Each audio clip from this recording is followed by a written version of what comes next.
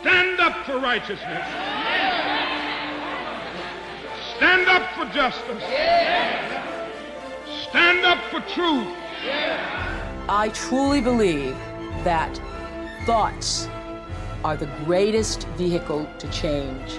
We do not care whether the cat is black or white, as long as it can catch mice.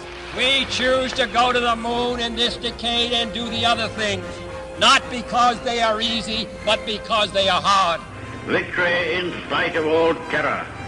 Victory however long and hard the road may be. To those waiting with bated breath for that favorite media catchphrase, the U-turn, I have only one thing to say. U-turn if you want to. The ladies not for turning. I try to focus on the positives, not the negatives. Every player has doubts. Every player has weaknesses. But the great ones can turn those into strengths. Is a quote by former world number 1 and 20-time Grand Slam winner, the Swiss maestro Roger Federer. I thought this was an apt quote for our guest today. A former top-ranked amateur tennis player who ultimately scaled the heights of global tennis administration. Our guest today is Chief Executive Officer of Tennis Australia and Australian Open Tournament Director Craig Tiley. Raised in South Africa, Craig was a standout junior tennis player who studied economics at Stellenbosch University and later served with merit in the South African Army. Returning to tennis, Craig enrolled in the Professional Tennis Management program at the University of Texas, while he completed a master's degree in kinesiology. Craig was also a director and later the head coach at the Atkins Tennis Centre at the University of Illinois, which he led a tournament record of consecutive wins.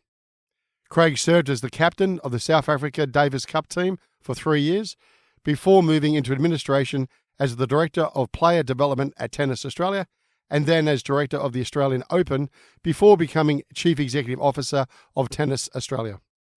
Craig is the chair of the Coalition of Major Professional and Participation Sports in Australia and is on the board of Safety, Culture and Rising.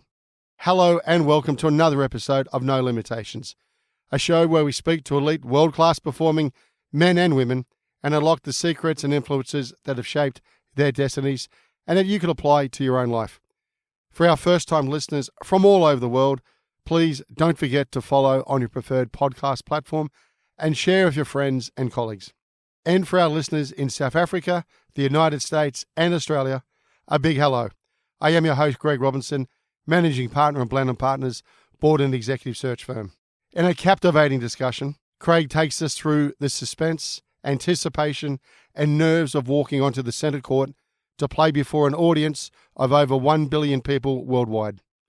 He elaborates on the business of tennis and reveals some new initiatives for the Australian Open throughout 2024 to 2025, with the aim of consolidating the tournament as a premier global sporting event while also offering world-class hospitality, entertainment, retail and merchandise.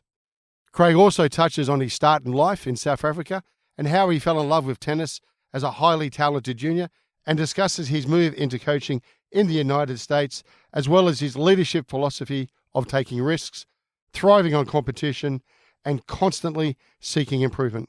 Craig sets out his ambitions for the Australian Open under his stewardship, and lastly shares some behind-the-scenes tales from current and past greats.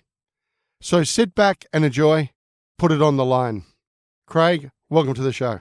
Good to be here. Sunny afternoon in Melbourne. As we're about to commence the Australian Open and watch the players make the walk down the corridor, passing the names of Rod Laver, Margaret Court, and finally passing Arina Sabalenka and Novak Djokovic on their way to centre court for the final of the Australian Open over 2 nights. That's the nice stuff. That's the shiny stuff we see. Craig, what's going on behind the scenes? What did it take to get to that point? You did say there's a limit on this podcast, and if I were to go through everything that's going on behind the scenes, we would have to have no limit, because there's an unbelievable amount of stuff that goes on behind the scenes. So there's 3 main groups that you got to manage. There's the fans, of which we have close to 1 million that come over the 2 weeks.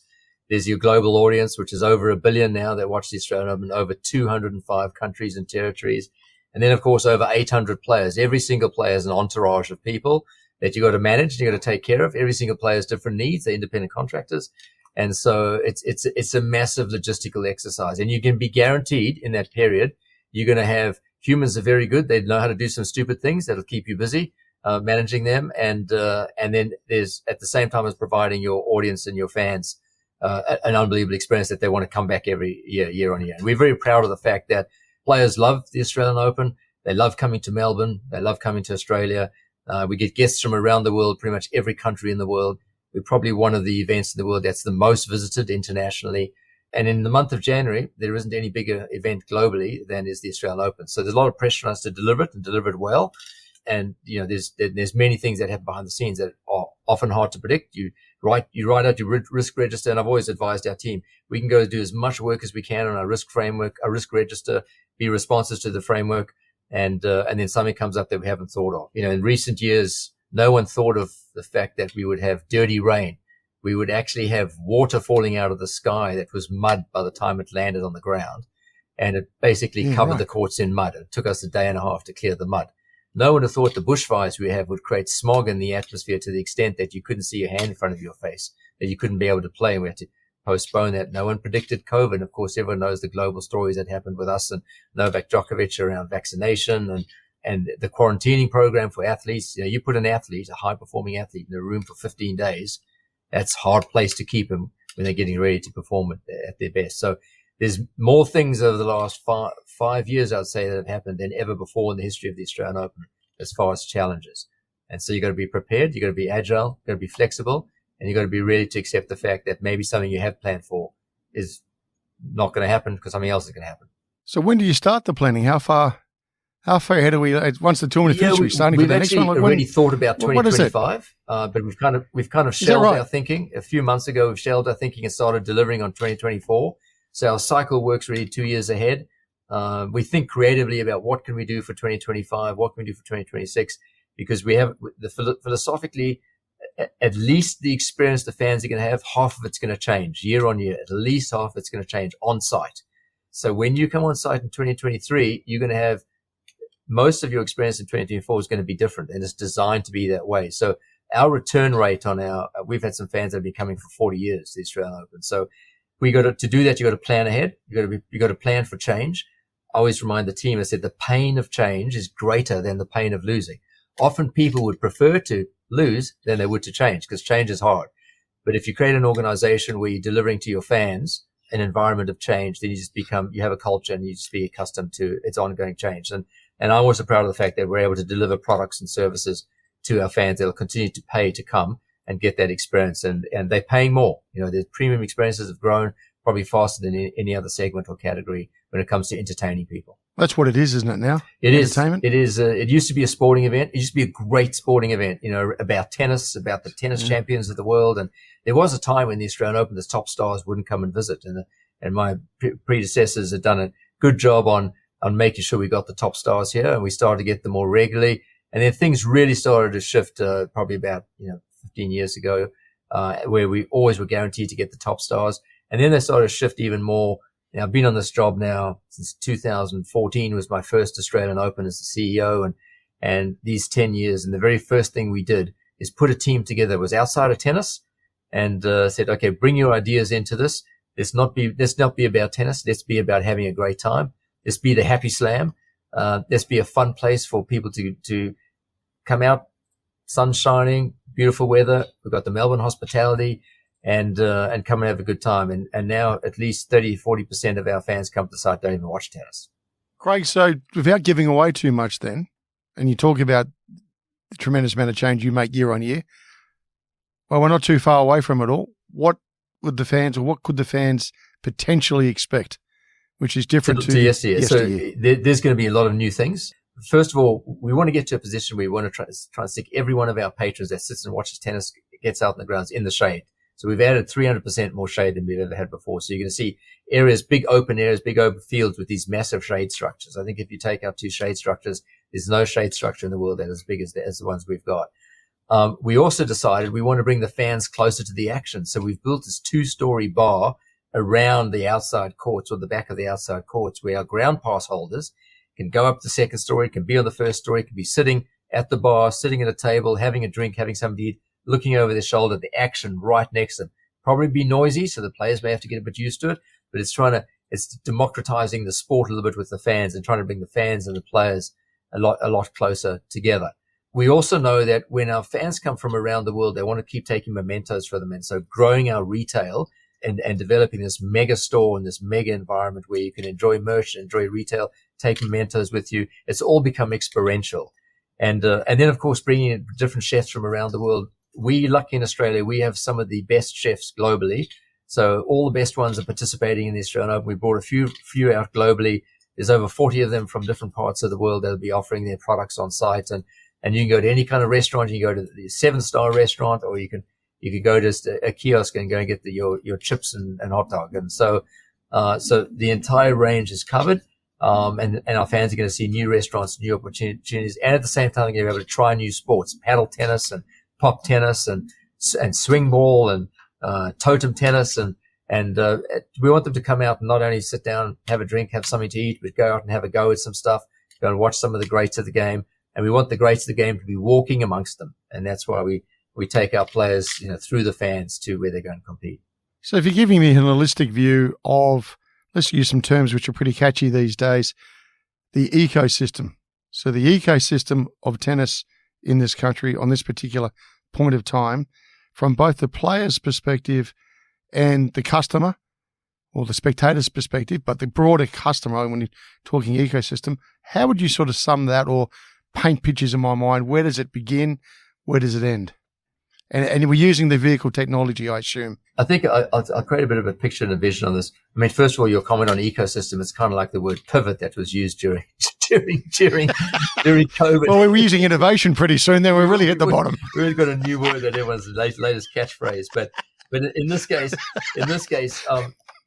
if I was to step into the next few years of the Australian Open, I'd want you to have this type of experience. So this is what we're going to aspire towards. And I'll be able to step back and talk a little bit about where we're at today.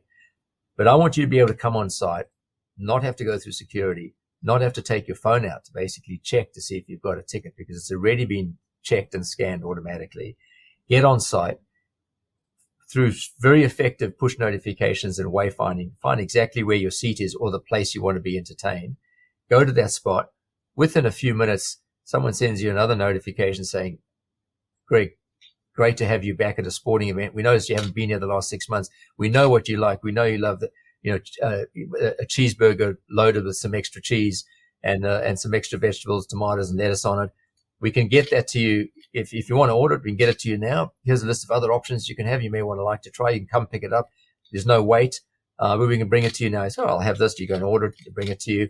And then an hour later, another push notification. If you go to retail in the next 20 minutes, there's 30% off at retail. You go into retail, you get whatever you want. You just walk out, you put it in your own bag, a bag that's given to you. Go back and sit down, enjoy the game, go and have some more drinks. And then about to leave the site, you want to leave and you get another push. You're leaving now. There's a car at the southeast corner at section number 3B. Go and stand right there. The car will pick you up, take you home. And then on your way home, you get your final push notification. Greg, it was great to have you back at the tennis. It was great to have you in an event. We've got another idea for you. You want to go to a footy event, or you want to go to another event, we can help you get there. Or tennis next year, we'll get you there. And by the way, if you pay your $1,000 fee money you've just spent today, you didn't know you spent, but within the next 2 days, there's no surcharge. Done. So a completely seamless, motivated experience based on the personalization of every offer that we could bring into the entertainment ecosystem. And that's an aspiration we want to get to. You've got to have the tech that backs that up. There are some stadiums in the US that are offering parts of that. We may even bring you a hamburger to you by a drone, which we probably will, so you don't have to go and get it. Someone will bring it to you, because it may be too difficult to have so many people bringing food to every customer, so a drone may bring it to you. And as far as security go, when we first engaged with you and you bought your ticket, we would have checked your security and your background, and we would have known you were going to be fine coming in. We don't have to worry about what you're going to bring in. But it's interesting, as you change and you use technology to change, there's also there's a flip side to that change. For example, that if we had face recognition entry into the grounds and you never had to check your phone, we lose opportunities to upsell you, because the research tells you today that you check your device, if you've got a ticket on it, 18 times before you actually go into the stadium or before you sit down. And so that's 18 opportunities to do some form of communication or upsell. So you've got to always be thinking about what's on the backside of the great aspirations for using technology to change an experience. But we're going to be an event. We're going to be a property that's going to continue to push the boundaries. And I would ultimately like to have an aspiration where the next podcast you and I have, you said, that thing you spoke about a few years ago, that was my experience. What about from the player's perspective? From a player's perspective is that, I think we're going through a transition now. We've enjoyed the Serena Williams and the Venus Williams and even the Ash Barty, and we've enjoyed the Roger Federer, the Rafa Nadal, Novak Djokovic. Some are retired, some are in a retirement phase of their life. The younger ones coming up, I'm really excited about some of the younger players that are coming. It's a lot more of them. Exciting personalities, great backgrounds, good people. So from a player's perspective, we're going to see a lot more of that. But from their experience perspective, it has to completely change. Each of them have different performance needs, whether it be in pre-match preparation, whether it be during match, post-match, whether it be more focused on the physical element, more the mental element, more the nutritional element, more the technical, biomechanical. There's a whole bunch of elements that can be focused on. So we've got to have a whole ecosystem, a whole environment set up here where every single one of those needs are met. Today, if you're a player, you can get a pedicure, you can get a haircut, you can get a massage, you can get yourself in an MRI machine and get a complete full body scan. You can get any treatment from the best orthopeds or the best general practitioners already here on site. You can get a dentist here on site. You can get a podiatrist. So anything you need now already exists on site. But as the time goes on, that's going to have to be even more personalized. So we would know beforehand exactly what your issues are, and we'll have a team ready to address those issues as you're ready to compete, because the stakes are now high. So over $4 million you're going to get to play 7 matches to win it. And there's probably another about $30-40 million of direct value to you through your partners, your sponsors. So these are multi-million-dollar outcomes. And so if you don't get specifically to the needs of the athlete, in this high-performing athlete, of which there's 800 of them, you're going to eventually lose the game. So that, you need infrastructure to do that. You need capability to do that. And you need to put teams together, leadership teams together, that the best of the best. So the business of tennis, is it in good shape? I think it's in great shape. I mean, of course I'd say that, right? Because I'm in charge of tennis. But even more broadly, globally, is it in good shape? This is the opportunity. So let me talk about Australia first, is that we've seen year on year, COVID was a very helpful thing for tennis because it was one of the few sports you could go out and play. And we saw our biggest growth in the history of the sport during COVID. But I also got to credit our team, because they had during that period, they had a lot of foundational work being done. We're still seeing increases. This past year, there was close to a 10% increase in the number of young kids under the age of 15 coming new into the game. Most sports are not enjoying that growth. Most sports are actually either level or in a decline. That's in Australia. In Australia, I'm talking about. And these aren't our numbers. These are numbers that are done by the government. Now, globally. And that's we don't have too many superstars at the moment playing the game either. I get that a lot. I get that. Which is interesting. That at a local cafe, when some guy comes and gives me advice on what we need to do to develop players. No, but you know how often that generates the grassroots, doesn't absolutely. it? I mean, having Australian players, Ash Barty is a good example. I mean, I do remember a conversation I had in 2012 where a former male tennis player in Australia said to me, "We haven't won a Grand Slam since Mark Edmondson did." I said, "No, last year Sam Stosur in 2011 won the US Open. Ash Barty won the Australian Open 2022. So we've had success in winning slams. We've got 9 players in the top 100 on the men's side, the most we've had in a long, long time, which is really healthy. Don't have enough on the women's side. We've got 3 of our players significantly that have injuries. That is significant. If you put Nick Kyrgios back in there, we've got 10 players in the top 100. So I think we've got a greater cohort, a lot of younger players coming through, more than we've ever had before. We just don't yet have the Leighton Hewitt of the world that was getting number 1 in the world and was so great and successful. The Pat Rafters of the world, and obviously all the greats before him. We had a golden age in the 50s, 60s. In fact, here's a good stat for you, Greg. In 1956, Adrian Quist was a great tennis player, and he made a public announcement globally. He said, "I think Australia should not play the Davis Cup competition this year so we can give another country a chance to win it." That's how good we were. He wasn't being cocky. He was just saying how good we were. Yeah, but don't forget, smaller world. Yeah, probably a smaller world. It's a bigger world now. It's Look at the dynamics now. Yeah. Look at the Eastern Europeans have come in, the emerging countries have opened. The game has changed, has it not? The game has changed. The game's changed a lot, and I think we've had more countries come up. We'll have more countries represent the Australian Open this year than we've had any other year. So I think this is going to be this is just it's become very global. I mean, America, Australia, and the United Kingdom used to dominate tennis. Spaniards came along, things started to change. There's no country now that dominates the game. And yet we're still and you're saying the grassroots have increased by 10%. Yeah, so I think because it used to be grassroots didn't happen unless an Australian was doing well. Now grassroots happen if you get a global superstar. Roger Federer drives participation. Serena Williams drives participation. And so now it's just the global star in tennis. And that's similar in basketball. It'll be similar in other sports. And, we're very lucky in Australia. We've got, everyone plays sport, summer, winter. Everyone's out there doing exercise. It's part of our ethos, part of our DNA. And we've got great sports that are just Australian, NRL, AFL, netball. I mean, there's a bit of global to them as well, but these are great sports for us to participate and watch in. So my view is if there's a kid out there going to play footy, that's good for tennis because there's also a chance you can play tennis. So Roger Federer termed it, was it the Happy Slam? The Happy Slam, 2017. Good year. Okay. Well, firstly, congratulations for getting that title. That's one achievement in itself. How do you build it and maintain it? That's a challenge because a lot of disruption out there. And competition. We can talk and competition. Well, there's competition for your eyeballs and your interest. And there hasn't been a year we haven't grown, even during COVID when we had massive challenge. So to maintain it, there's a few things you got to do. And I think as in any business, you got to do this. The first thing that you got to do is don't focus on the competition. Focus on what you do well and keep evolving and innovate on the things you do well. I used to be a tennis coach. The players I worked with, I didn't spend all my time on their weaknesses. I spent all my time on their strengths because I wanted their strengths to be stronger. And so as a player, if you do that in your business, make your strengths stronger, keep with those strengths, keep innovating, keep changing, keep the agility of the people that work around that, and keep managing to the impossible. And as a leader of an organization, you talk about the impossible. You talk about what we can achieve, but then you also talk about the impossible and the aspiration to get there. And then you have your team figure out the best way to get there. And I think I'm proud that we've got a team of highly capable people that are from other industries.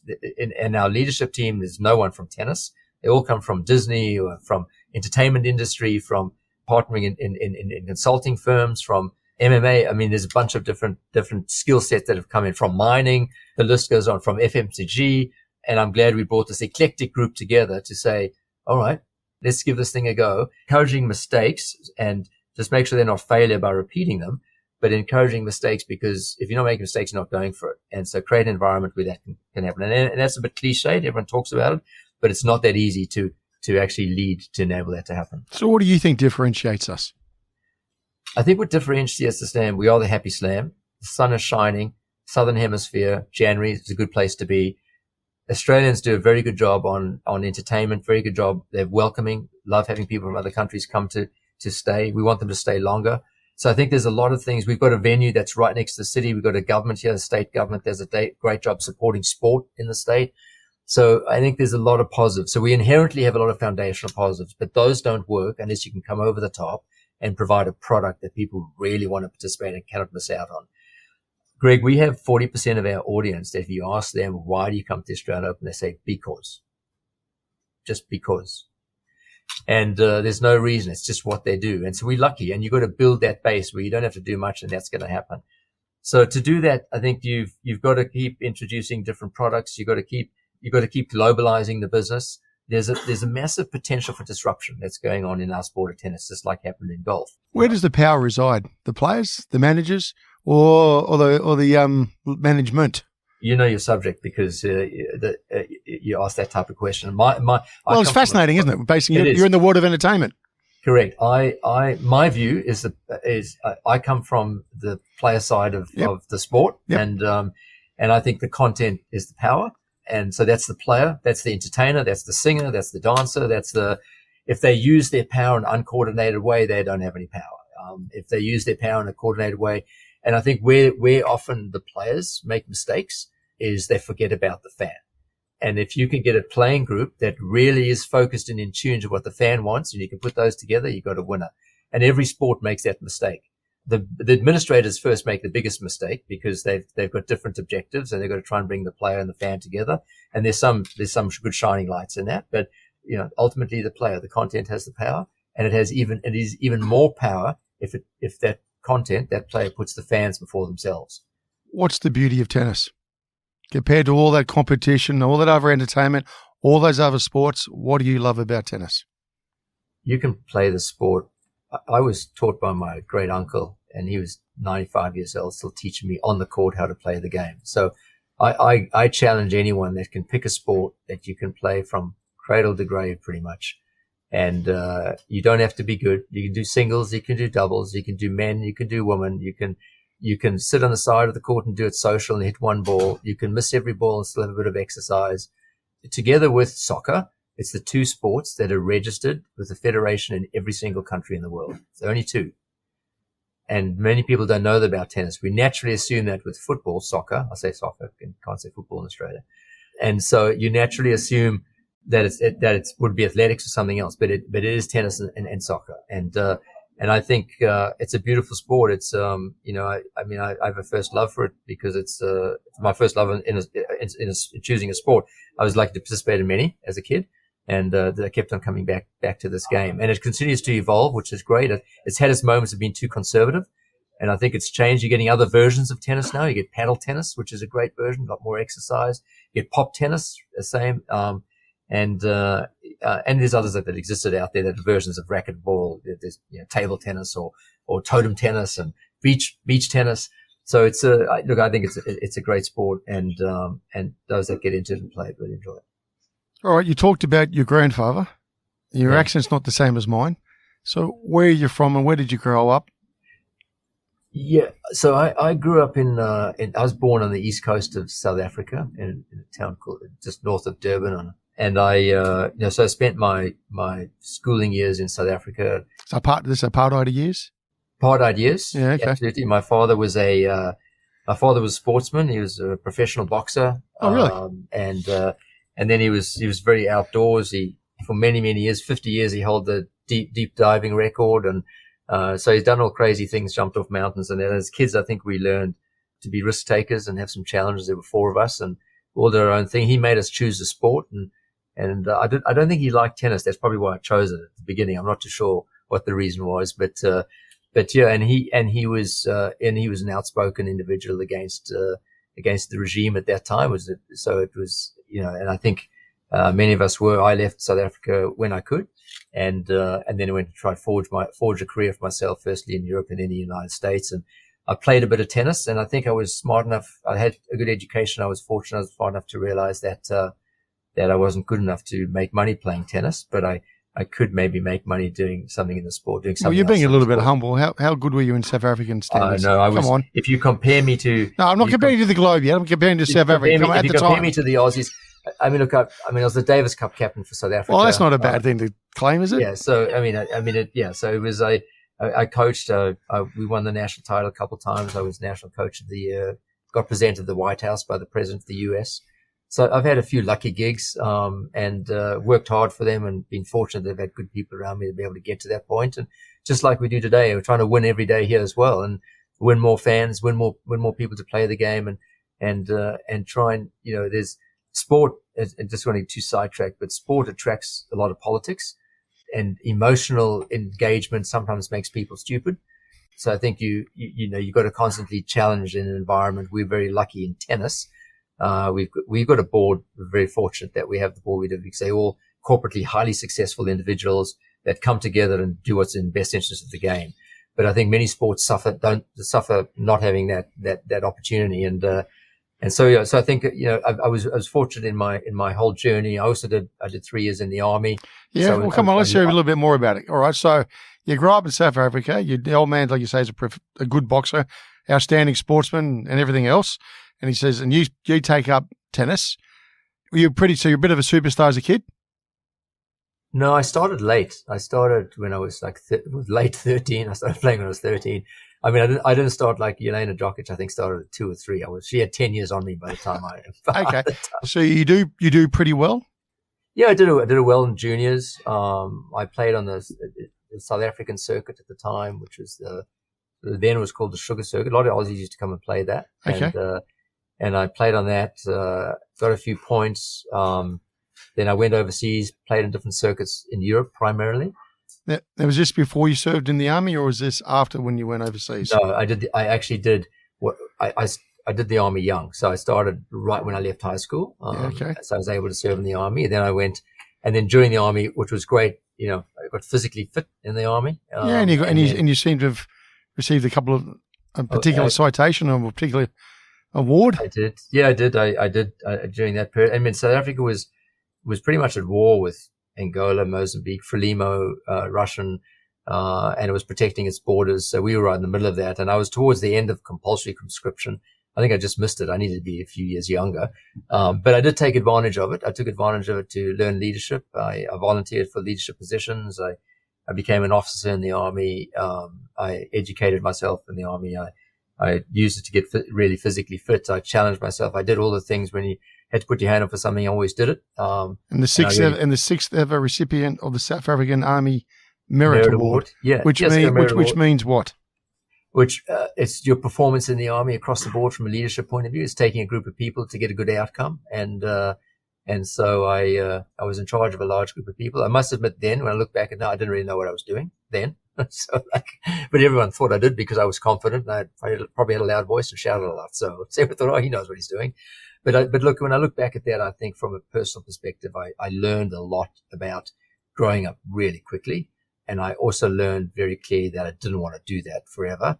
And I wanted to go and explore the world and because I hadn't traveled much because of where we were as a family and what we'd been doing as kids.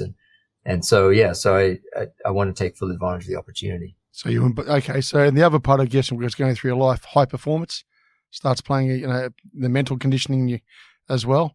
So off you embark on overseas and you go to the US, Europe, but end up being a coach in the US. Is that correct?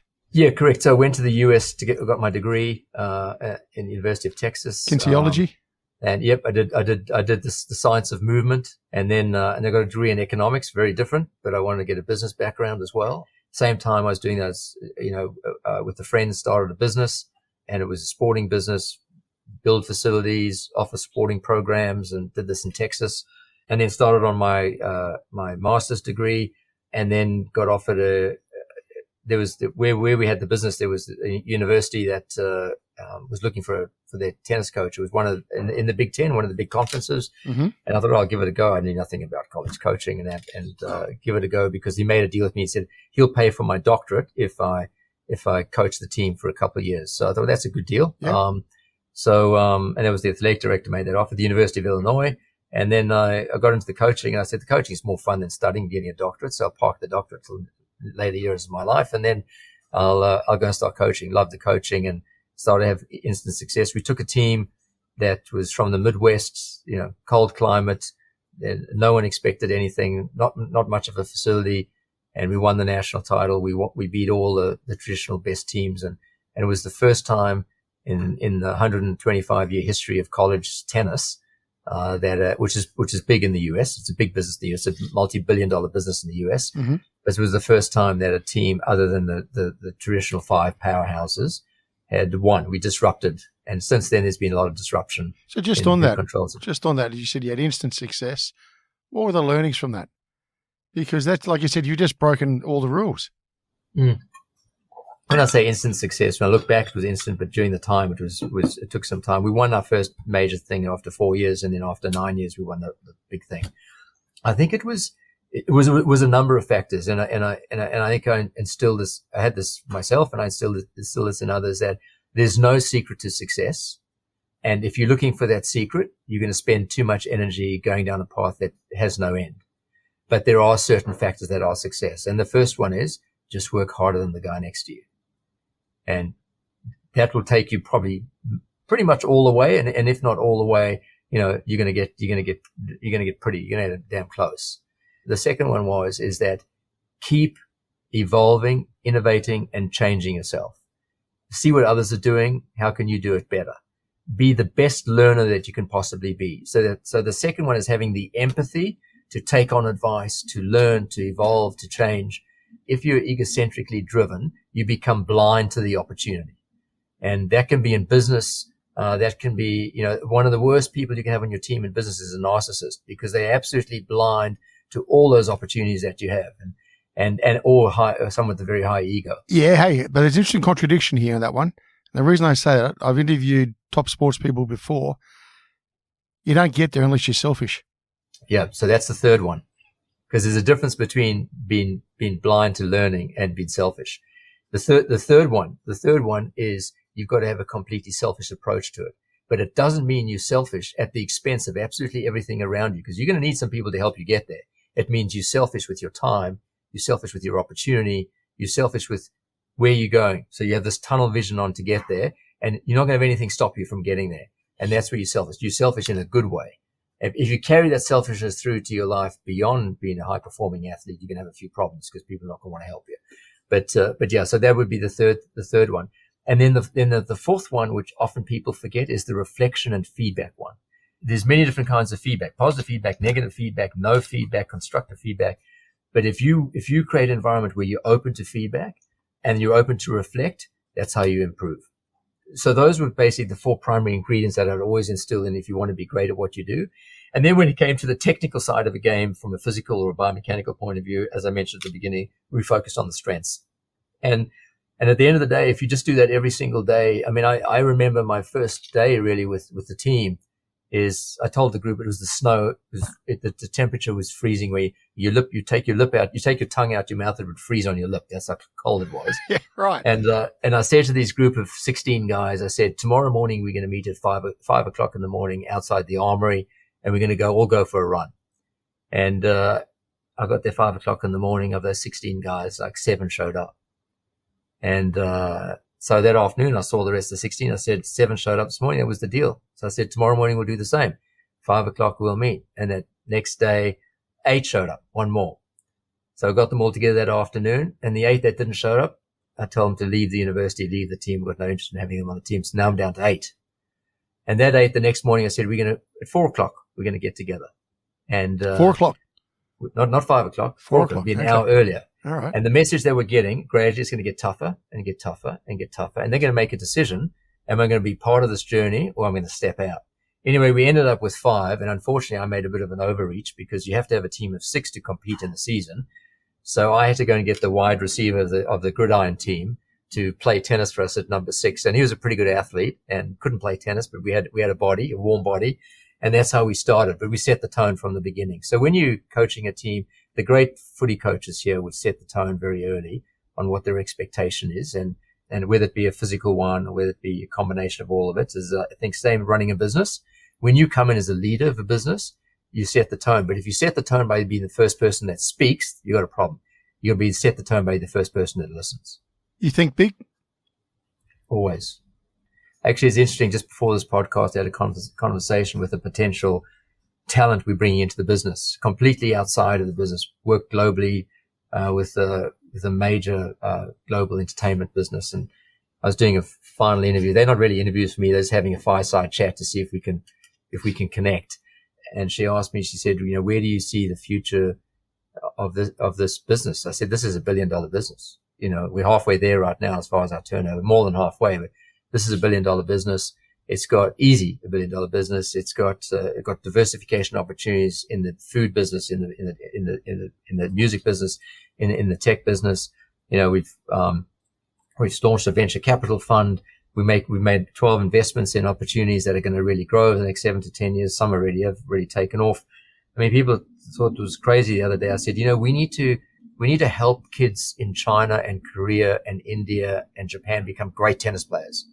Because if we have a winner of the Australian Open from one of those 4 nations like Australia, we have a winning event and the country it'll go on fire because you'll have now 300, 400, 500 million people watching the superstar of their nation. So why aren't we thinking like that? Or, when it comes to a premium tour, why aren't we thinking about taking outside of tennis and partnering with tech, partnering with esports? And so, yeah, so, you have to, if you've got a DNA to think big just naturally, and I think my father said, I asked him his definition of think big, and he said, buy a house you can't afford. And I've had lots of people tell me, and unfortunately I've done that. So I've won sometimes, I've lost sometimes, but I've always bought something I can't afford because I just trusted myself at the end of it, I'll get there somehow. And as a coach, how do you instill that? That's a great question. That's a great question. And in your business career, you'll be able to answer that question because you're leading things. And I think you first got to live it. You can't just say it. You got to demonstrate it. Great coaches, you often hear that a player would say, oh, it's really hard to listen to a coach unless they've been there in the arena themselves. I don't 100% buy that because there's some great coaches that have had some great outcomes. Well, I never saw Sir Alex Ferguson make it to the top. Yeah, exactly, as an example. So I don't buy that completely. So I think sometimes that's a cop-out, but I also think there's great coaches that are great players. So to instill that, you've got to live it. You've got to demonstrate it by, you'll be absolutely amazed. Body language is one of the best communicators in the world, and people just completely forget about body language communication. So one, you've got to live it. Two, you have to talk about it. And then you have to keep circling back to what you're talking about. You can't go into a new thing every time. And there's good ways you talk about it. You can tell someone to do it, or you can talk about it. So there's got to be some self-motivation that you've got to build in. And then the word motivation is overused too many times. I think you've got to create environments where people can perform at their best and perform optimally. And I think the third way you incentivize it, and you've got to incentivize it to all forms of reward. And it can be a financial reward. So find out what makes you tick. Is it recognition? Well, make sure you get the best possible recognition you can get, because that's your incentive pathway to perform and to think big. So when those, was it 5 or 6 turned up, no, 5 wasn't it actually, turned up at 4 a.m., if you're looking at from your experience as a coach and as a leader, what are the characteristics that really stand out, maybe in a common manner, for high performers? To use your language, you bet my house on those 5, because you've got to make a call. Yeah, you have to make a call, and I think that people will have different focuses based on what the attributes of the characteristics would be for a high performer. But is there many common threads you see? 100%. There's common threads. For me, the common threads are willingness to take a risk. Put it on the line. Put it on the line.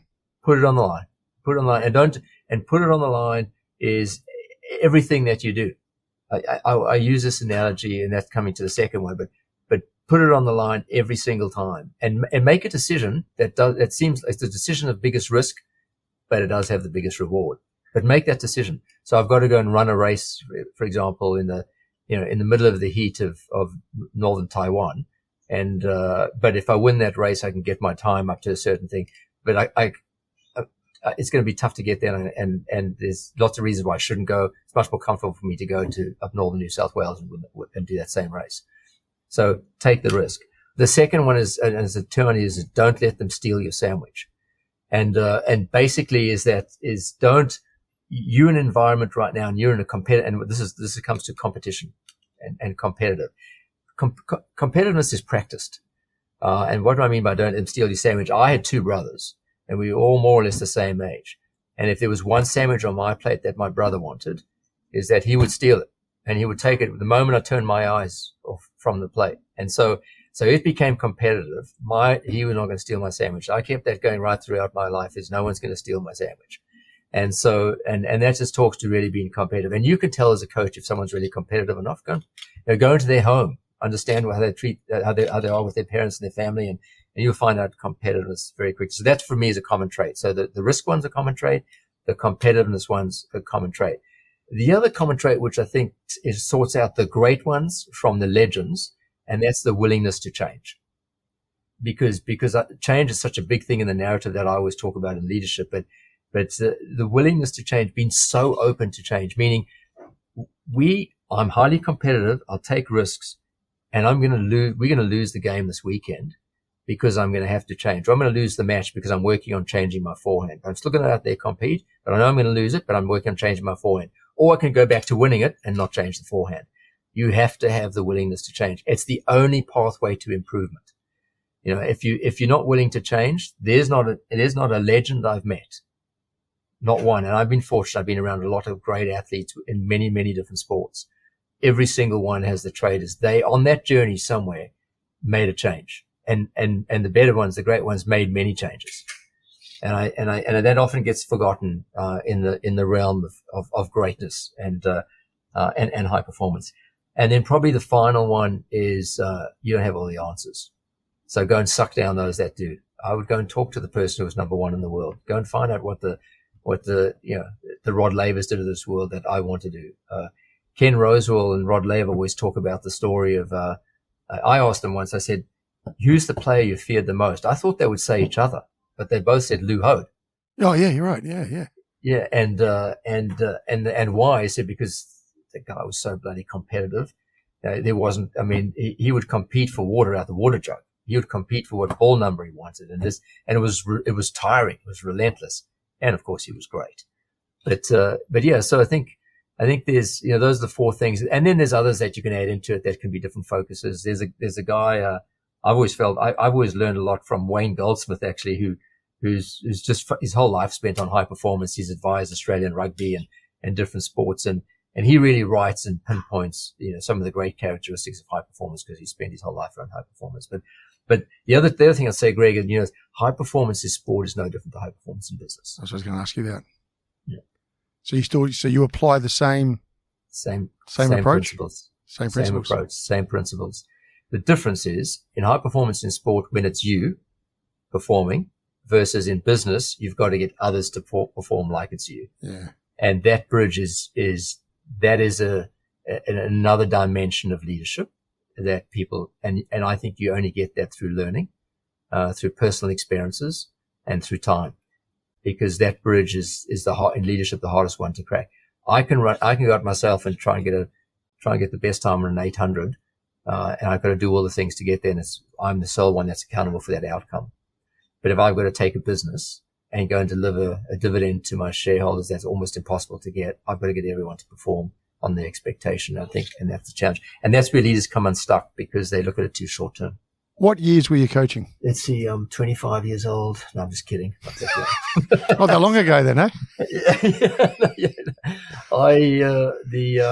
The years I started coaching college in 1994. Okay. And until 2005, All right. I coached, but I did coaching before that. And then I was Davis Cup captain from 99. The first year I think was 98 Davis Cup captain, so 2002, 2003. And then, and so I worked with a lot of the top South African players, Wayne Ferreira, a lot of those guys I worked during that period. And I coached some of them before and then became the Davis Cup captain. And we had great teams, but we were also, and this is an interesting story. We were in Birmingham playing him and Rosetsky, the English Davis Cup team, and we played Great Britain, and they were I think number 5 and 6 in the world at the time, something like that. And we weren't there, but we were also struggling with our federation. Our federation was spending all the money on themselves and not on the athletes. So of course I took a stand as I would. Yep. It's called a rebel or an activist, and took a stand and called out the federation publicly. It was a great opportunity. Global media was there. You don't miss a trick with British press. I took advantage of the opportunity and learned some lessons in that journey. I was probably a bit young in that one, but the lessons, the one thing I learned is if something's wrong, say it. So I'll still do that. If you worry too much about where you say it or what you say, then I think you're going to be overthinking it too much. And we've worked in a world now where that does become more challenging. You need to be you're held more accountable to that, but that's fine. Just manage that. But I also learned then that it would probably be better to have the conversation with them first than have it as publicly as I did. But it did change. So I had to learn that. One of the reasons I asked the question, if you think about those days when you're coaching compared to the 800 you were talking about on the tour at the moment, how many of the 800 now have mind coaches, psychological coaches, compared to your day? Look, my day wasn't that long ago, Greg, but it was long enough ago where it wasn't as prevalent. In my day, there was a guy named Dr. Jim Lure, who's kind of like the guru on taking the cognitive process or the mind process to the physical one, connecting the two. And like he taught tennis players to like simple things, take longer time between points, practice your breathing, all the things that helped you mentally. But today it's so sophisticated. We will accredit a minimum of 5 people per player. Okay, right. We'll accredit 12,000 people coming in that are focusing on, these athletes performing at the best. And that player will have a physical coach. They'll have a technical coach or their primary coach. They'll have a mental coach. They'll have a massage therapist or someone that helps prepare their body. And maybe the physical coach is also the strength coach. They have an agent. And then of course they may have a partner and kids and parents and friends and so the list goes on. But that's generally the 5 that work with one individual player. And I always say it's a high pressure environment for that player, because when they look up at the stands and they see, okay, I'm paying for mom and dad and my brother, my sister, my physical coach, my mental coach. I've got 10 people up there. I better win this match. If I don't win this match, I'm spending more money than I'm making. So there's a lot of pressure in an individual sport like tennis. And I am of the view also, just on the side, there's not enough players in tennis that make enough money. So I've always said that. What? So does the top few get a large percentage? I think a top few get the large percentage. I think it's got to spread more, but I think the top few deserve that. Yep. They can be paid more, but there's a lot more. We need the 150 to, we need, at least the top 150 players making a great living. So when they finish playing, they don't have to go and find a job, because this has been their career. So I'm outspoken on getting an environment where more players get paid more money. You are really talking entertainment and mentality in that case, aren't you? Yeah, absolutely. And I think there's more money out there. I think the sport can do a better job coming together to generate more money. We all realize that, and there's some good people in the sport that can make that happen.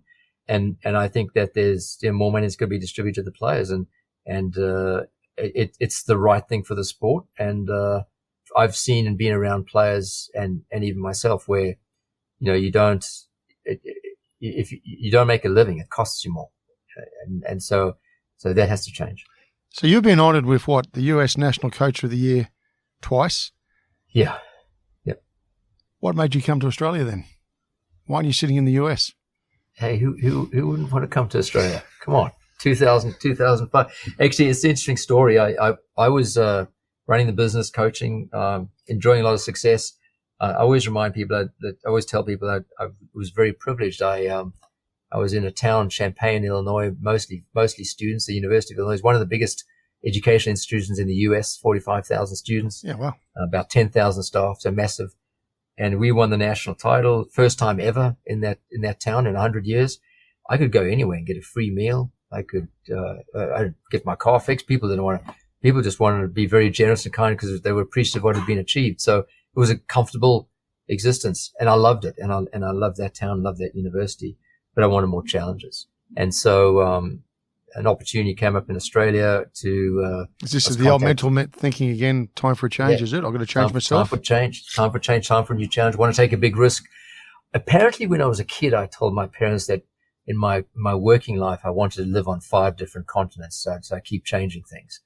I'm on 3, so I don't know if I'm going to make another 2, but that was obviously something that maybe resonated a little bit. And I wanted to, I always loved, Melbourne was my favorite city. I used to come here, coaching and as well. And also I loved Australia. So I was recruited to become here as the director of performance. In other words, sort out the performance side of the business, and performance is my natural, DNA. And I come from a performance environment. I love performance. And I think coaching, actually, people ask me, I was in a CEO forum recently, and one of the CEOs said, what's the one thing you would do that prepared to be a CEO? I said, be a coach. And I said, even if it's coaching a local basketball team or coaching your kids' footy team, but don't go and do it as like a semi-volunteer, just once a week. Go and do it seriously and commit to it, and you'll learn more there than you will in any course on how to manage people. But that's a side note. So I think I was offered the gig to come here and do that. And I thought, geez, Australia performance, their history in tennis, it's like the best in the world. I'm going into a gig that's surely can't be too hard. But I didn't realize as much as when I came in, and it needed an overhaul. And I was privileged to be put in a position where I had that opportunity to have an overhaul. I was also lucky I had an accent, so I always had an excuse. I always said that, I said, you've got to be careful with tennis coaches, because if you have a tan, a hopper of balls, and an accent from out of town, you're an expert. So be careful watch out for the experts. Well, I guess for that, you had the opportunity to do your warm up before you became CEO. Yeah, I think I did. I've had 3 different jobs in this company, and And then a couple of years after that, I was asked to do the tournament. And I think they were thinking on an interim basis. And then we had an unbelievable year. And they said, well, maybe do it full time. Then I became the CEO, 2014's first Australian Open. And then I was in a position to be able to make transformative decisions. And I was fortunate that the CEO hired me, Steve Wood, was a really good guy and was open to change and drove early change. So that helped lay the pathway and the journey and did a really good job. And so, and then over those years and even now more so than even before, we've got a board that, gives you some latitude to do this. And it's unique. It's in sport. Let me tell you, when I look at some of the other challenges other sports have, I am lucky because it's unique. It's a unique environment when you have such a supportive board. I mean, if you think COVID, what happened during COVID? I'm going to come to that in a second. Hang five. All right, hold up. Let's go back. 2014, you're anointed. You're CEO. Yeah. All right, you've given me the big rundown about your high performance and how you engage, etc., and still all the confidence. What did you actually inherit? And where did you envisage it being? Well, I inherited a tennis event. So the first thing I said with the team, there's no boundaries. And let's go and find a team. Let's put together a team globally that is the best at what they do, and come in and give them the free rein to create. Okay, it sounds easy. How do you do that? And why do I want to? And also, that's the great theory. You're going to go around the world. I'm going to come and join you. Hey, mate, you only had the job for 5 minutes, right? Well, you're right. You need help doing that. One of the things I think I can sell, I think I can persuade, not sell. I think I can persuade. And I did sell the dream. So what was the dream? People.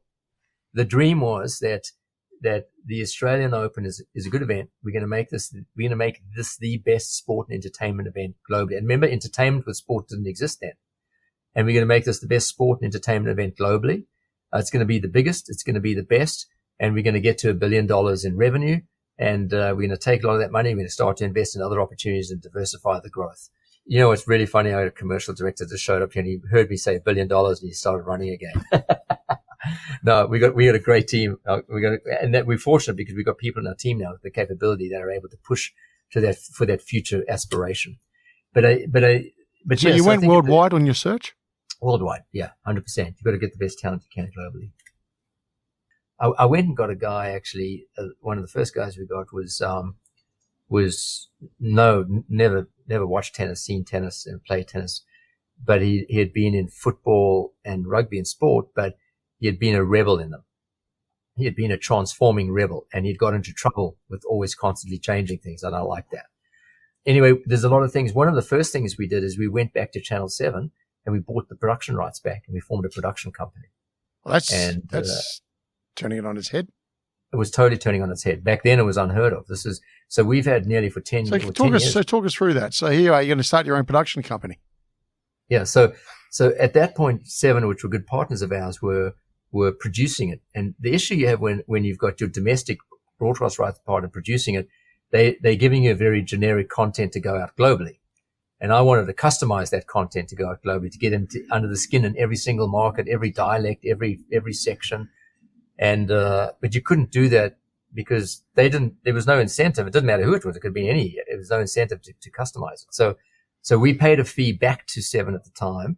And they were very open to it, which was great. And we paid a fee back, got the production right because we wanted to form our own production company, primarily because we wanted to invest ourselves in really customizing the content for each market. So if we want to put something in southern Japan, I wanted, a Japanese commentator. I wanted Japanese players on the court at a time that the Japanese will watch it. Then I'll go to the distribution host and say, oh, by the way, you need to pay an extra $20 million for that. So you're not going to make money unless you can provide a product that people really want to buy. So that was really transformative for us early. And so you got to get people that come in and know how to do that. So we did that very quickly. We were also at the time, we had agencies selling all of our rights, our broadcast rights, our sponsorship rights, some of them exclusively. And I picked the phone up, I called them all, I said, thank you for doing that, but you're no longer doing it anymore. We're doing it now. Oh. And if you've got a great deal, you can bring it to us and we'll negotiate a commission. And of course, that caused a lot of issues. You're a tough nut to deal with. It was tough. It was a tough nut to deal with, but my job was to do what's in the best interest of this organization. Yep. and the sport. And that immediately generated probably another $50-60 million. Now, was this being done anywhere else in the world or was this new to the game itself? No, this was definitely new to the game. The production was new to the game, and the rights. And there's still most tennis entities have others.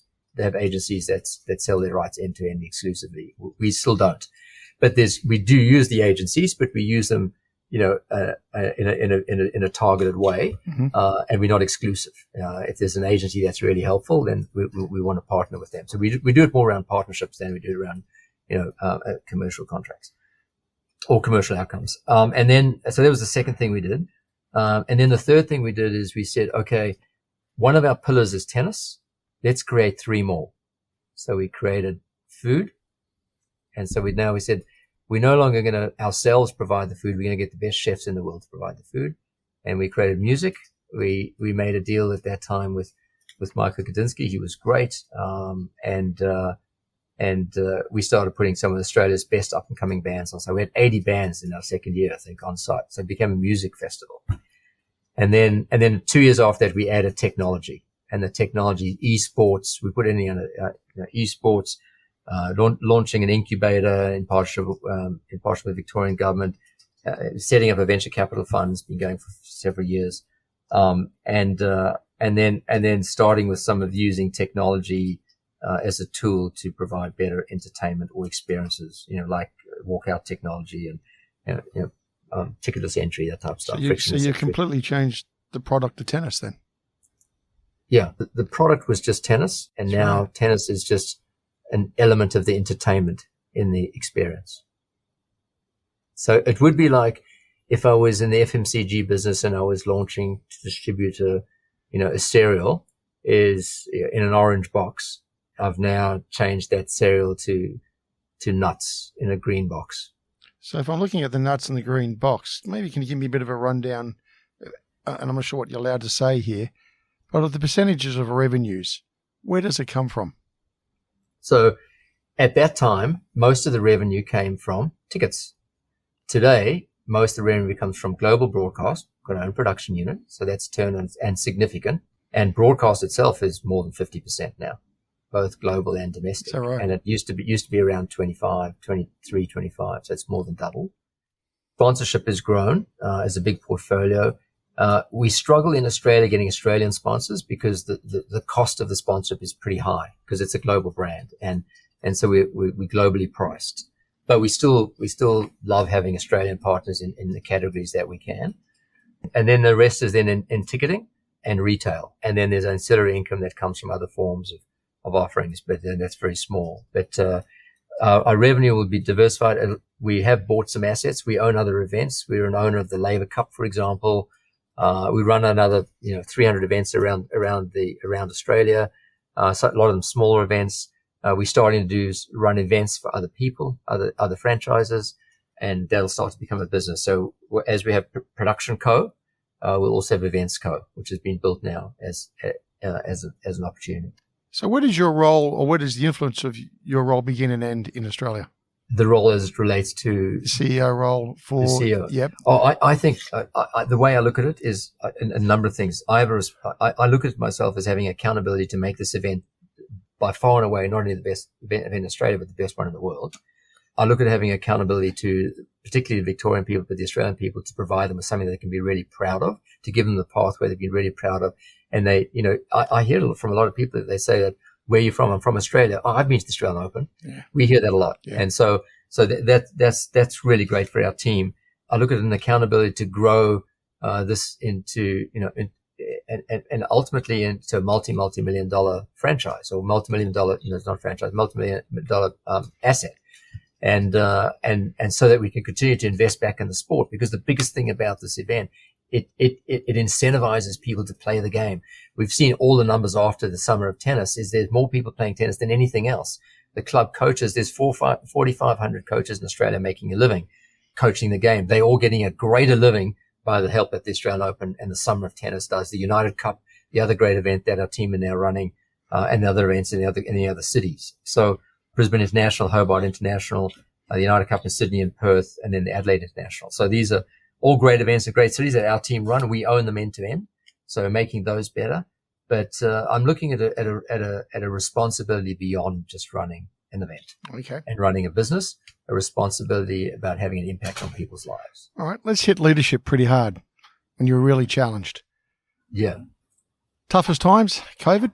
Oh, from a personal point of view, I have never experienced that. I don't think I ever will. When I reflect, and I did a lot since that, is that what could you have done differently, better? I don't think many people would have survived that. Either a board's got to have a scapegoat and kick you out, or a government's got to force a resignation, or you just got to step down because the heat's too much in the kitchen, or you can't take it, whatever reason. And when I look back, it was 2 years. It wasn't just one moment. The first year was locking up 1,300 people that we brought from all around the world into quarantine for 15 days. And we made a commitment with the Premier and the government of the day is that we would not be the cause of one outbreak of COVID. And that's when it was at its height, at the beginning of 21. And then in the second year, when we thought we through the woods, on the eve of Omicron, the Australian Open starts. And then we had the whole vaccination debate, and then Novak Djokovic coming in and going out. And the things over those 2 years that Tennis Australia and me personally were blamed for. I was blamed for being an anti-vaxxer. I was blamed for trying to go behind people's back to get someone in. I was blamed for ignoring the quarantine. I mean, the list could go on and on and on. But the people that blamed me for that were people I didn't know. So I didn't take notice. I only took notice of the people that our family, our friends, our team, and that's our board and the business and the people that I trust and listen to. Those are the people in my life that would matter. So you're losing friends during this time, you think? Or you soon work out who your friends or you soon work out who your friends are. You work out who your friends are. I'm forever grateful for people that actually stood by your side and I brought the team together, and I remember when I brought the team together, I think half of the room were in tears because I said, here's the deal. I said, I will be the front person. I will take absolute and complete responsibility for this. And, I will make sure to protect the organization, protect the sport. And if it means that I've got to be kicked out to let it go on, I'm quite willing for that to happen, but I'm not going to do it myself. I'm not leaving myself because I'm going to provide the buffer to this team, to everyone else in the community. And I'm willing to take that on. And I had death threats, significant death threats, kids that in school being teased. I had, media parked outside your home for 14 straight days, not leaving, sitting in the cars, sitting in the trucks. They didn't know that wasn't at home, but still they were parked there. And I had a constant walk down a few streets, berated a few times and constant. And I understood it. I understood it because, you had in 2022, particularly 21 was different, but 2022, we'd been locked down for a long time and there was a lot of emotion and we protected ourselves by being vaccinated. And if someone came in that was not vaccinated, everyone felt it was wrong. So, and it was the good lesson for me was, and I think for being able to pass on to people is that you don't really know how you're going to respond when you're really under pressure and you're under the heat, and you respond different ways. I'm very active and can get wound up on little things pretty quickly. And one of my things I always remind myself, don't sweat the small stuff. Sometimes I sweat it too much. I like a room to be really tidy. I'm meticulous about that, but it's small stuff. I shouldn't worry so much about that, but I struggle with that. So, but I was the calmest I've ever been during that period. And I can't explain it. I slept well. I slept better then than I did in normal Australian Opens. Are you that calm? Are you actually watching yourself perform, or sometimes you can do that when you're in that sort of state? Yeah, I think maybe because I was taking responsibility for the pain other people were going through, I felt I care greatly about. I love humans. I care greatly about people, and so maybe it was that. Maybe it was having that ultra other person looking at it. I didn't want to ever show panic. I didn't ever want to show pain. I didn't ever want to show emotion. I wanted to always play straight back because, again, I agreed to be the buffer, and I wasn't looking for sympathy, and that's a big thing. I wasn't out there seeking for sympathy, and I wasn't out there seeking support. I was out there just doing the best job I possibly can, and I was just absolutely zeroed in on doing the best job, and I was saying exactly what I knew, and I knew very comfortably I was hiding nothing. you're also being made lamb to the slaughter at some stage as well. Yeah, absolutely. Yeah. And that never crossed my mind. It crossed my mind more afterwards. And actually, there was a lot of pressure on the tail to this because there was a lot of personal pressure, family pressure, because, people do nasty things and say nasty things. But I always say that's always a group of one. Don't like the majority are going to be with you now. And I also had a responsibility, and I felt that I was willing to put it on myself, is that the Australian Open is what's important here, and the sport is what's important here. It's not me. It's not people working in the organization, and I think that was helpful. And I do love the sport, so that was helpful that I was protecting that as well. And also, again, it's really important. That's why any CEO or anyone that listens to it is spend time making sure you have a good board.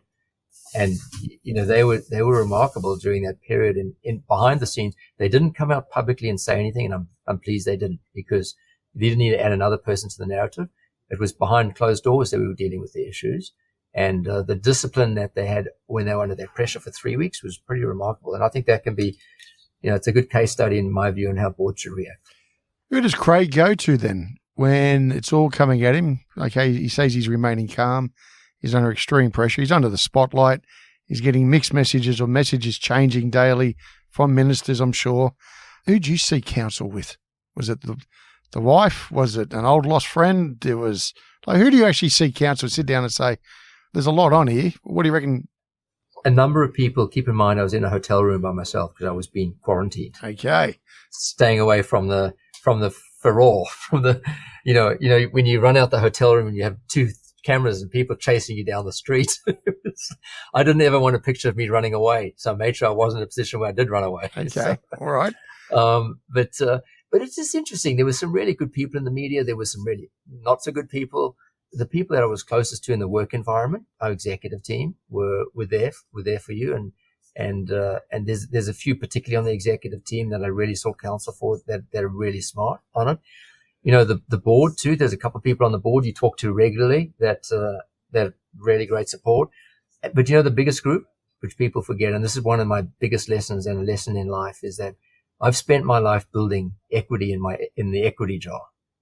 And I try and put as much equity in the equity jar. So how I treat people, how you respond, how you follow up, how you talk to people, what you give them, how charitable you are, all these things, how present you are.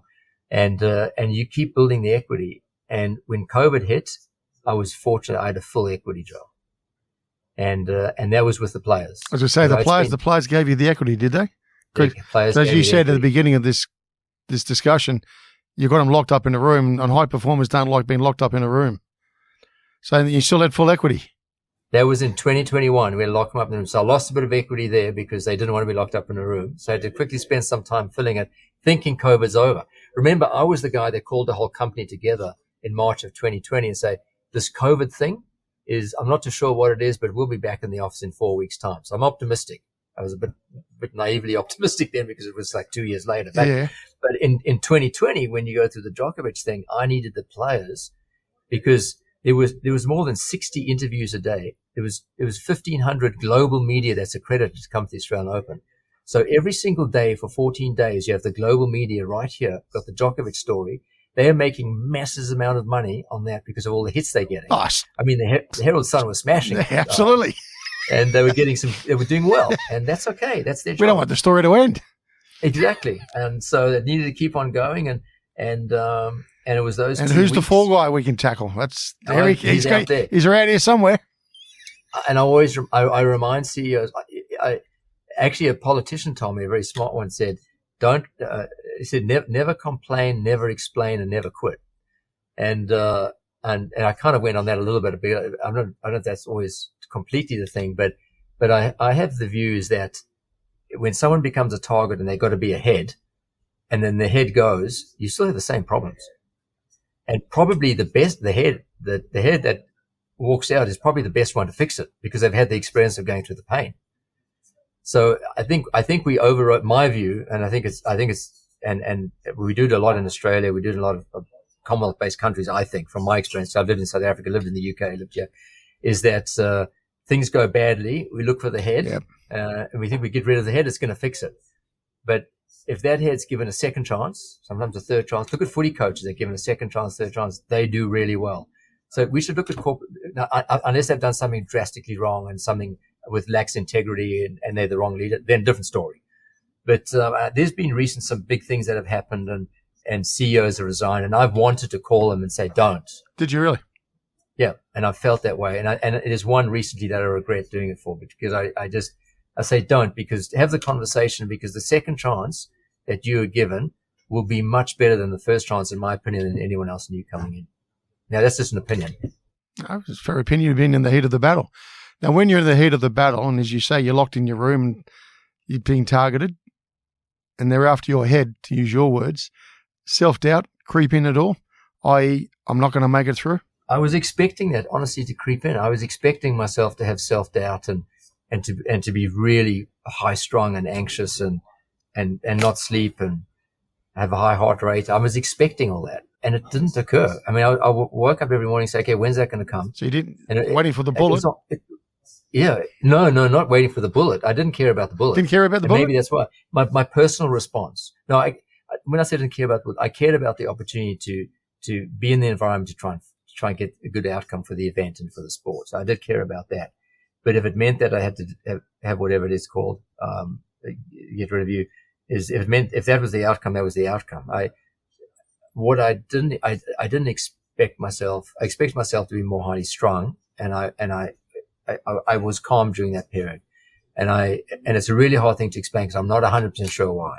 And it was an intense period.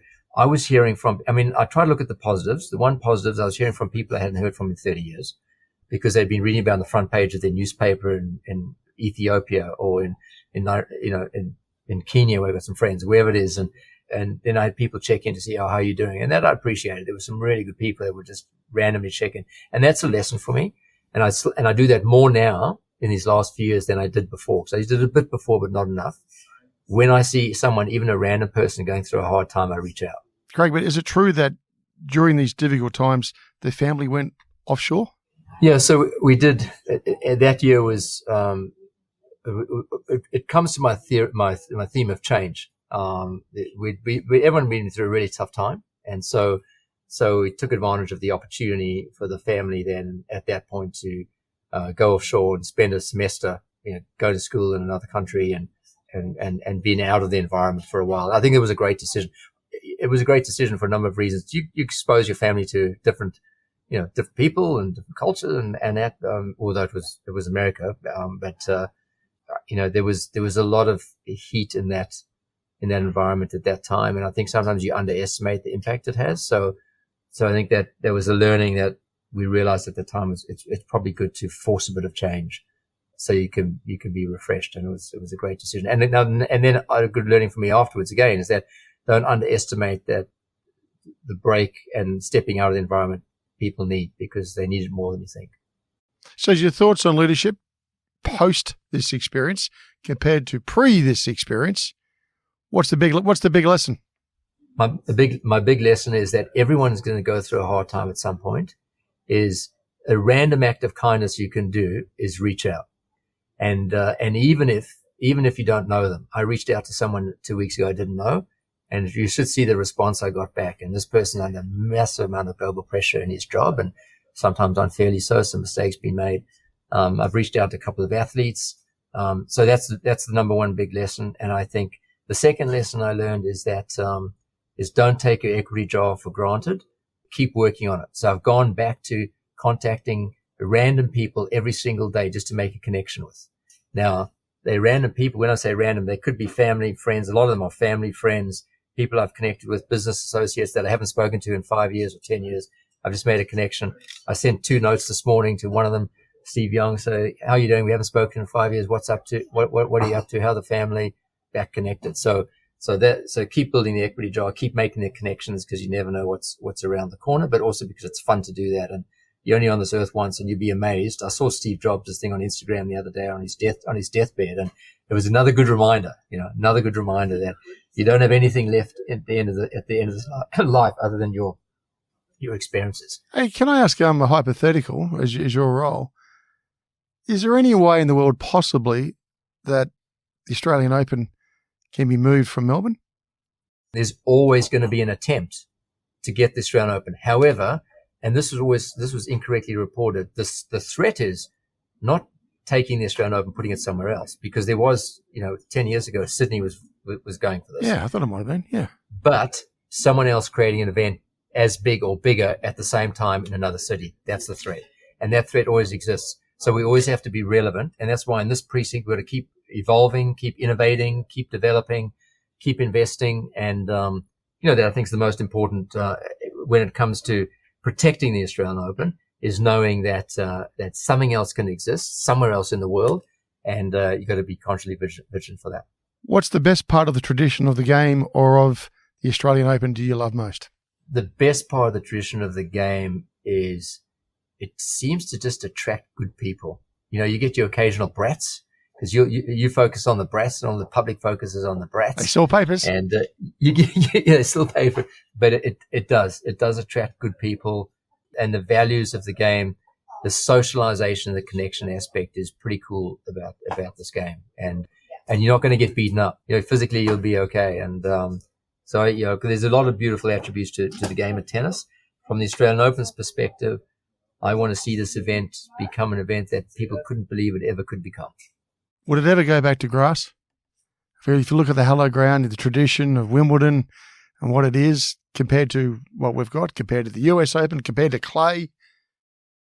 I think the uniqueness of Wimbledon, the uniqueness of Roland Garros, the French Open, we're us in the US Open are different hard court surfaces. We're a cushioned acrylic, so a more cushioned hard court, and but we have different. They're in New York. When we talk about Melbourne, if you think about it, Melbourne draws from 5 million people within about an hour of the city of Melbourne. Yep. London, Paris, New York is 25 million. Yes.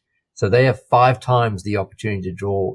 So we do a pretty good job punching above our weight, and the partnership we have with those 3 great events, other 3 great Grand Slams, the uniqueness, the points of difference we have, I think are really important for each of us. What's next for you, Craig? You've been in the role. You're coming up to 10. You're coming up to 10 years. Come on. You obviously still got high levels of energy. You've learned a lot. But what's next? Yeah.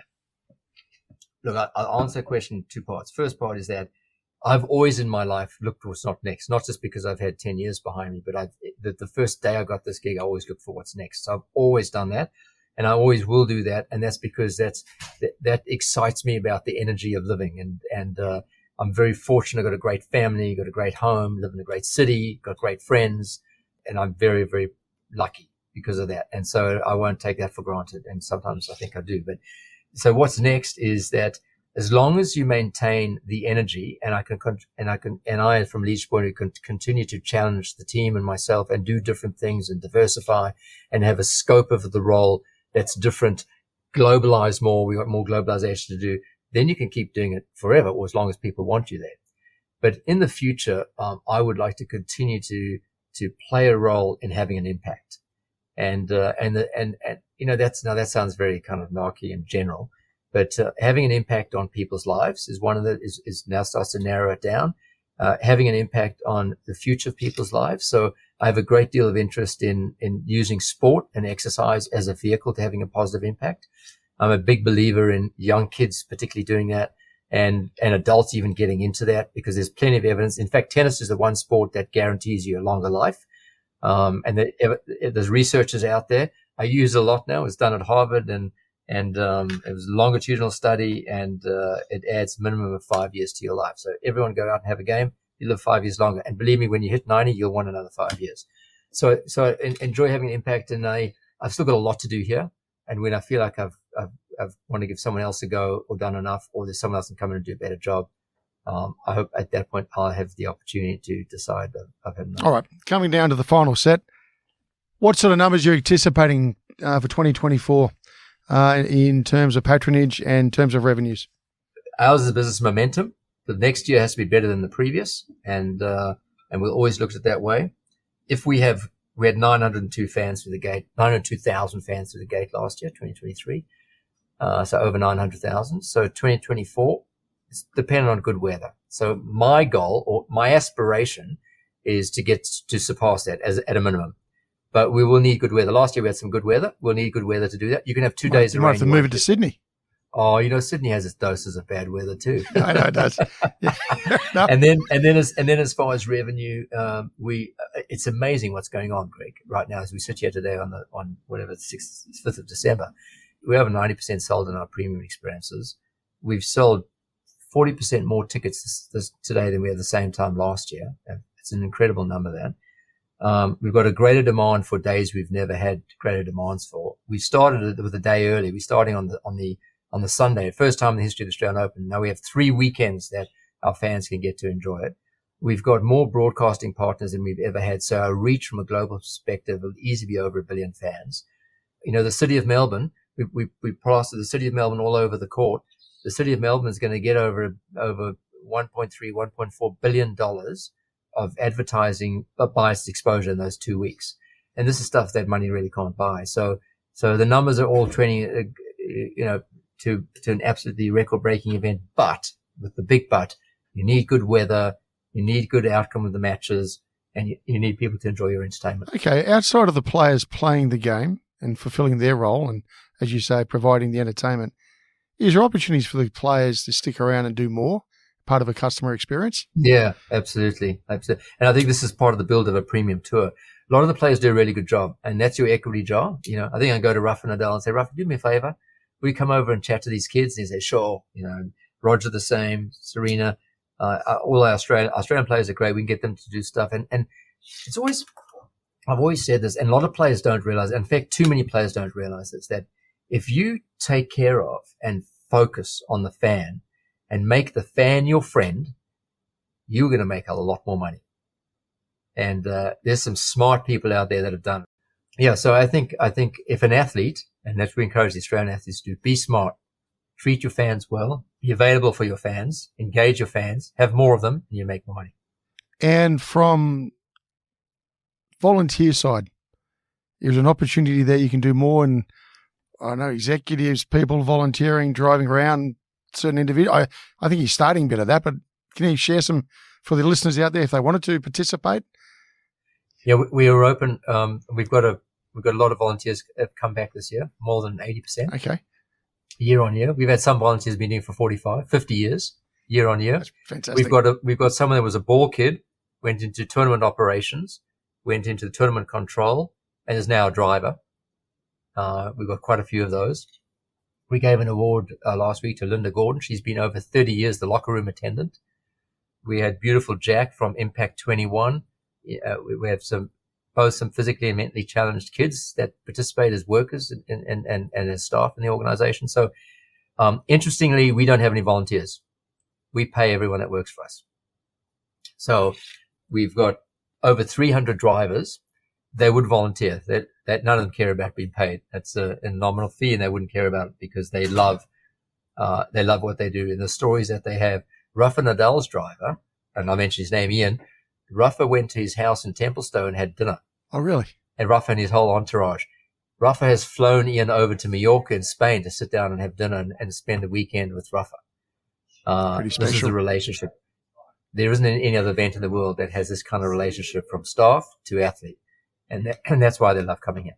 You're the man who sees things behind the scenes. Come on, can you share a few stories about the greats as they walk out to play that final, from what you've heard, from what you've seen? Superstitions which come to play. Do they all wear the same socks they wore on the first day, or do they change the racket because they need to change or restring the racket? Like, what's some of the magical things that we don't know that you may be able to share a little bit, which has really surprised you or brought joy to you? I've been lucky. I've seen many things that you don't see publicly. But one thing I can say generally, the focus that these athletes have before they go onto the court for a championship or winning this title, it's unbelievable. You look it in the eyes, they only look one direction, it's straight ahead, and a steely face, and it's just an absolute concentration. I've seen some of the highlight moments for me, Ash and Yvonne hugging each other behind the scenes, and just that picture of two great athletes after Ash won. I've seen after the finals that Novak and Rafa played that epic final nearly close to 6 hours. And we don't allow anyone in the locker room afterwards except the athletes. And they both came off the court, and I walked to the locker room. I left and I came back, and they were both laying in the locker room with their arms up right next to each other. absolutely spent and exhausted. And it was like these two warriors had gone to battle, and they were there just, as two human beings. Rafa pulled his shoes and socks off, and his feet just bleeding from the pain of the battle that he's been through. I've seen the elation that Roger Federer's had with his team on, being injured and think he's been out, and the final that he beat Rafa in 5 sets after he was down in the 5th set, down a break in the 5th set, and not expecting to win. And then the elation he had with his team, and he had his whole team come in the locker room, his family and his wife and his kids, and the excitement that he had. And he was like a kid. He was just like a kid. The first championship that Novak Djokovic won, we brought a Serbian band that had happened to, by chance, be playing out in the Oval. We brought them into the locker room, and all night, Novak and his team danced. We had to join them. I was pretty exhausted the next day. I learned a few moves. But all night, Novak and the team danced in the locker room until the sun came up in the morning. That was his first Grand Slam title.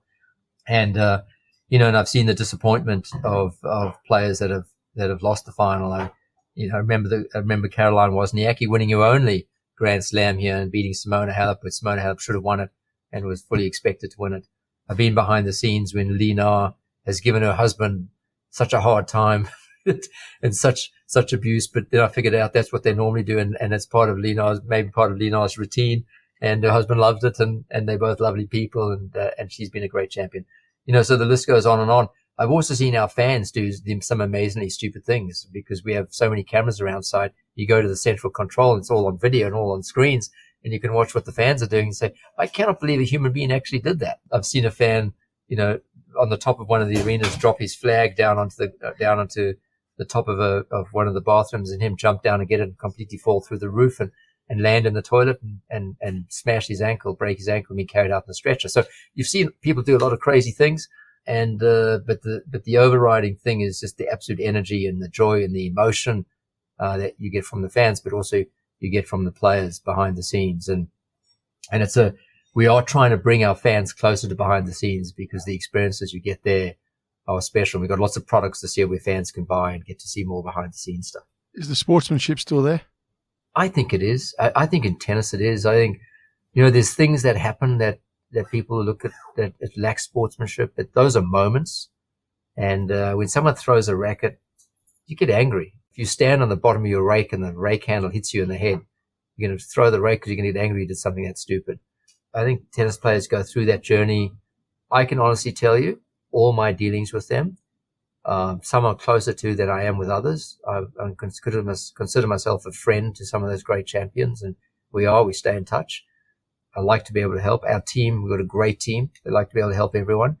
And I can honestly say in this sport I can talk for is they're all great people, and they all have their own individual goals, needs, desires, lives, and they treat us well and we treat them well.